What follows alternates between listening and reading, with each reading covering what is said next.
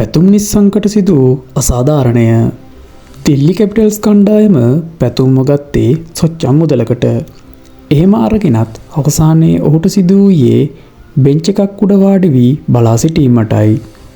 ප්‍රථම තරගයේ සිට පැතුම් ලකුණු අතරට පැමිණියත් ඔහුට හොඳ ලකුණු සංඛ්‍යාවකට ළඟා වීමට දිල්ලි කැපිටල්ස් කණ්ඩායමේ කළමනාකාරීත්වය ඔහුව කපා ක්‍රීඩා කිරීමට ඉඩ නොදෙයි. මෙය බලා සිටීමට නොහැකිව KL රාහුල් විසින් කිහිප සැරයක් කළමනාකාරීත්වය සමග ගැටුම් ඇති කරගෙන තිබේ.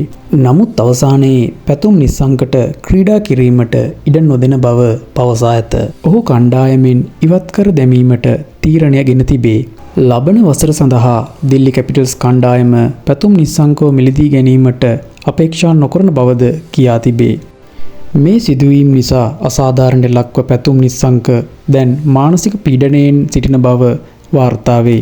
අවසානයේ ඔහුට කලකිරීමට පත්ව නැවත ලංකාවට පැමිණීමට සිදුවේ. නැවත IPL සඳහා තමා ඉදිරිපත් නොවන බවද පැතුම් මාධ්‍යයට කියා තිබේ. ඔහුට ඇති වී තිබෙන මානසික පීඩනය නිසා මේ වන විට රෝහල් ගතව ප්‍රතිකාර ලබන බවද වාර්තා වේ. අපි ඉදිරියේදී තවත් විස්තර ගෙන එන්නම්. අපිව සබ්ස්ක්‍රයිබ් කර තබා ගන්න.